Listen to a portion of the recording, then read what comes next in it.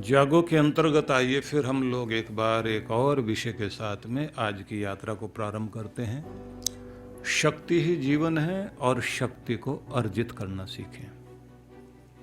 संसार में शक्ति को सम्मान मिलता है जब शक्ति को हम पहचानने लगते हैं, शक्ति को अर्जित करने लग जाते हैं, तो निश्चित रूप से स्वयं में भी एक आत्मविश्वास जागता है, क्योंकि संसार जो है शक्ति को पूजता भी है, सम्मान भी देता है। दुर्बलता को कोई भी सम्मान नहीं देता, दुर्बलता की मजाक उड़ाई जाती है। लाड़ प्यार में पला बालक यदि मंद बुद्धि या शारीरिक रूप से दुर्बलता से ग्रस्त हो जाए तो आप ध्यान दीजिए कि माता पिता भी उसके भाग्य को कोसने लग जाते हैं। अधिक समय तक बीमार रहने वाले बच्चे को कंधे पर लेकर के हॉस्पिटल के चक्कर लगाते हुए माँ बाप बार बार जो है उसकी तरफ जब देखते हैं, स्वयं में भी एक दीनता अनुभव होती है और दुनिया के सामने भी खड़े होते समय उनको क्या अनुभव होता है, यह आप अनुमान लगा सकते हैं। इसलिए प्रत्येक व्यक्ति के जीवन में बहुत आवश्यक है शक्ति का होना और शक्ति को बढ़ाना, शक्ति की पूजा करना, शक्ति को अर्जित करना। आपकी शक्ति क्या हो सकती है इस पर हम लोग विचार करेंगे, लेकिन ये बात ध्यान रख लीजिए, सफल कोई हो बालक, बहादुर हो, वीर हो, तो माँ बाप उस पर गर्व करते हैं। किसी गुण में आगे हो, कोई गुण अर्जित कर लेना भी अपने आप में शक्ति है। सफलता प्राप्त कर लेना एक शक्ति है। वीरता अपने आप में शक्ति है। विजय प्राप्त कर लेना शक्ति है। अपने समान अवस्था वाले लोगों से आगे बढ़ कर के कुछ कर जाना, वो अपने आप में एक शक्ति है। और जो कहा गया है बलहीन जनो जघन्य, निंदनीय बन जाता है वो व्यक्ति जो बलहीन है, उसके प्रति लोग दया तो करते हैं, तरस खाते हैं, लेकिन सम्मान का हकदार नहीं बन पाता। स्वामी विवेकानंद ने एक बड़ा अद्भुत शब्द कहा था, भारत देश गुलाम था, उस समय उन्होंने ये बात बोली थी कि दुर्बलता का उपचार सदैव उसके बारे में सोचते रहना नहीं है, बल्कि अपने भीतर निहित जो बल है, शक्ति है, उसको स्मरण करना ही उपचार है। वही एक चिकित्सा है, वही एक इलाज है।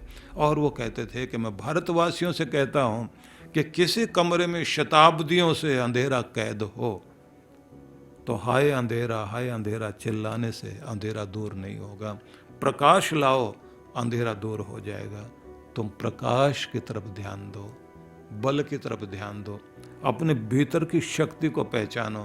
अपनी दुर्बलता, कमजोरी इसी के बारे में हर समय याद करते रहने से तुम्हारे अंदर शक्ति नहीं आएगी। अद्भुत संबोधन था उनका। इसलिए कहते हैं ना कि वीर भोग्या वसुंधरा।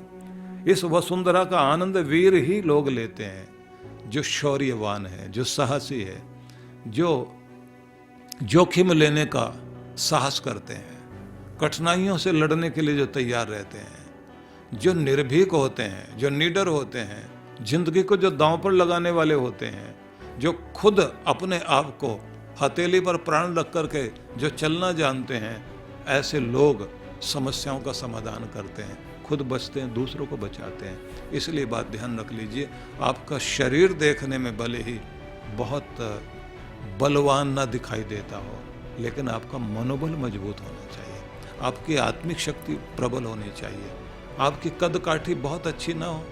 आप जरा सोच कर देखिए, नेपोलियन कोई बहुत लंबा चौड़ा नहीं था।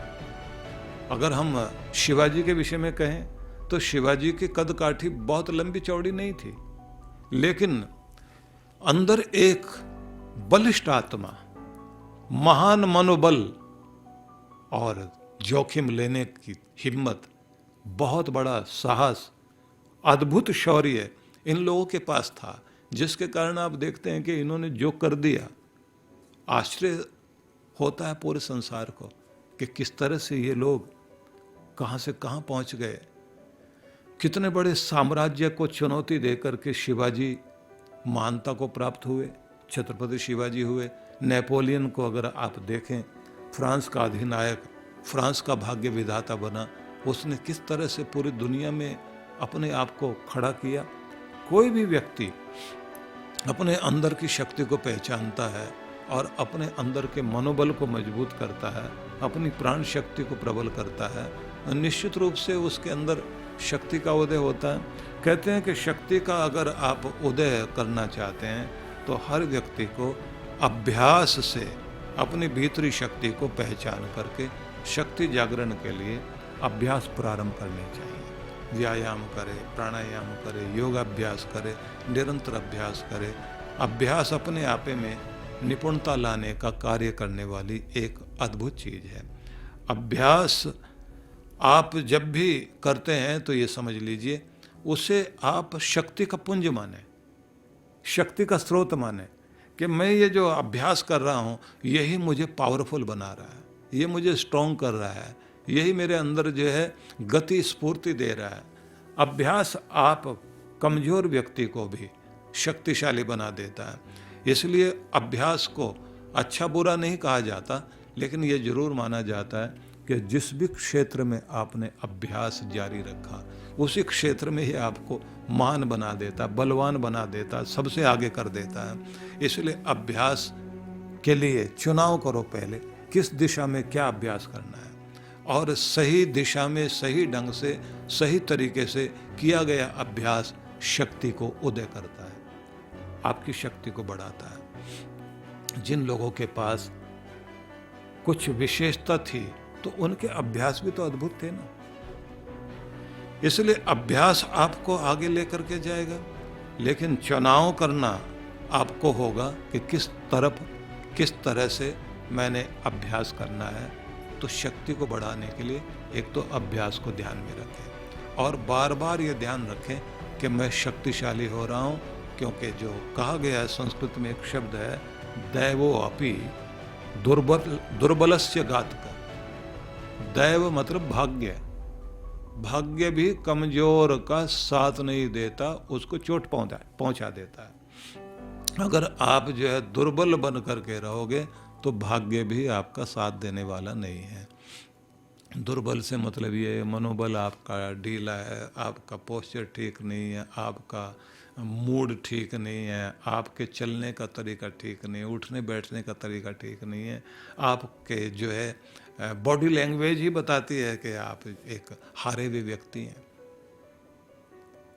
तो समझ लीजिए कि आपने खुद को जब अंदर ही आप दुर्बल बन गए तो बाहर आपको जिताने वाला कौन हो सकता है।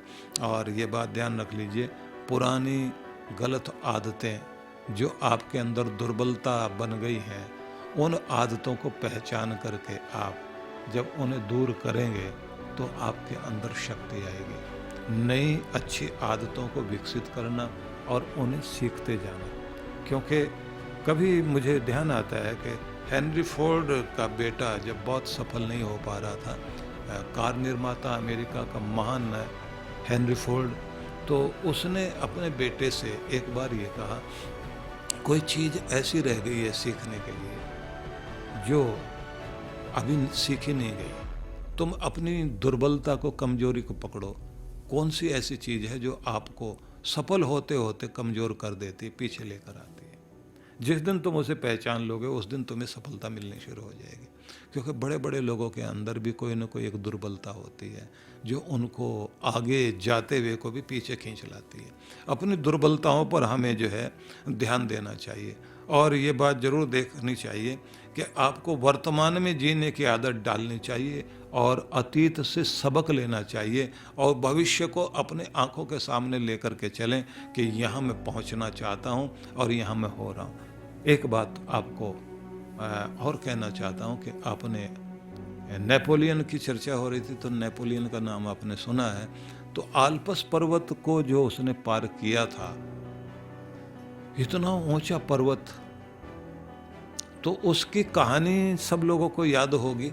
सार में आपको बताना चाहता हूँ। जिस समय जो है वो अपनी फौजों को लेकर के आल्प्स पर्वत को पार करने के लिए जा रहा था, तो फौज ने किसी ने भी आल्प्स पर्वत को देखा नहीं था। एक बूढ़ी महिला उनको रास्ते में मिली और उसने कहा कि किधर जा रहे हो? बोले हमने आल्प्स पर्वत को पार करना है और उसके बाद ही हम विजयी होंगे। तो उसने इतना निराश किया नेपोलियन को और ये कहा कि तुम कभी सफल हो नहीं पाओगे, क्योंकि तुम तो घोड़ों पर सवार होकर फौज लेकर के पार करना चाह रहे हो, वहां तो आदमी जो है अकेला बिना सामान लिए भी पार नहीं कर सकता। तो अपने गले का हार, कीमती हार निकाल करके नेपोलियन ने उस माता के गले में डाल दिया, उस महिला के गले में डाल दिया और उसने कहा कि आपने मुझे चुनौती दी है कि आज तक कोई कुछ कर ही नहीं पाया, पार नहीं कर पाया, तो मैं आपको सम्मान करता हूँ और निश्चित रूप से मैं सफल होऊंगा। ऐसे कह कर के वो अपनी फौज को लेकर के और चल पड़ा। अब फौज ये कहती है, ये आल्पस के बारे में डराया जा रहा है, ये है कैसा और है कहाँ? उसने कहा जब आएगा तो मैं बता दूंगा, मेरे पीछे पीछे आओ। और वो पहाड़ पर चढ़ते चले गए और सब पूछते जाए आल्पस कहाँ? बोले जब आएगा तो मैं बताऊंगा। और आल्पस पर्वत पार कर गए, क्योंकि आगे लीडर घोड़े पर सवार होकर जा रहा है, किस तरह से वो अपनी फौज को लेकर जा रहा है, उसकी हिम्मत देखिए। जान जोखिम में डालने वाला व्यक्ति, क्योंकि दुर्बलता आदमी की जो है डरना, डरते रहना और डराते रहना और कायरता की बातें करते रहना, यही तो आदमी के अंदर की दुर्बलता है। मेरी जिंदगी ना चली जाए, कुछ हो ना जाए, मेरा कुछ छिन ना जाए। जो इस तरह से सोचने लग जाता है, उस आदमी की शक्ति अपने आप में क्षीण होने लग जाती है। तो वो बोलता रहा कि मैं तुम्हें बताऊंगा जैसे आल्पस आएगा, और वो पार करते चले गए। जब मैदान में पहुंच गए, सबने पूछा आल्पस आया नहीं अभी? बोले पार कर गए हम लोग। क्योंकि अगर मैं तुम्हें कहता यही आल्पस है, तो तुम्हारे अंदर का जो डर है वो बढ़ने लग जाता। वो बार बार कहते रहे आल्पस पर्वत तो अभी आया नहीं है, उसको तुम देखना वो क्या चीज है, अभी वो आया नहीं है। आप सोचिए कि कोई भी डर आपकी हिम्मत से बड़ा नहीं है। आपकी हिम्मत बहुत बड़ी चीज है, लेकिन अगर डर का पलड़ा भारी हो गया तो आप कितने भी शक्तिशाली क्यों ना हो, बस उसी समय आप हार जाते हैं। कहते हैं एक कायर आदमी पूरी फौज को मरवा देता है। एक कायर, डरपोक, भगोड़ा मौका देख करके भागने लग जाए, सबका मनोबल तोड़ देता है। और एक बहादुर आदमी आगे आ जाए। नेपोलियन ये कहता था कि फौज अगर गीदड़ों की हो और शेर उस फौज का लीडर हो, तो सारी फौज शेर बन जाए। और अगर लीडर जो है गीदड़ है और शेरों का झुंड, पूरी की पूरी फौज जो है शेर हो, तो सब गीदड़ बन जाएंगे। तो ये ध्यान रख लीजिए, हिम्मत, शक्ति अपने अंदर जो जगाना जान जाते हैं, निश्चित रूप से बहादुर वही होते हैं।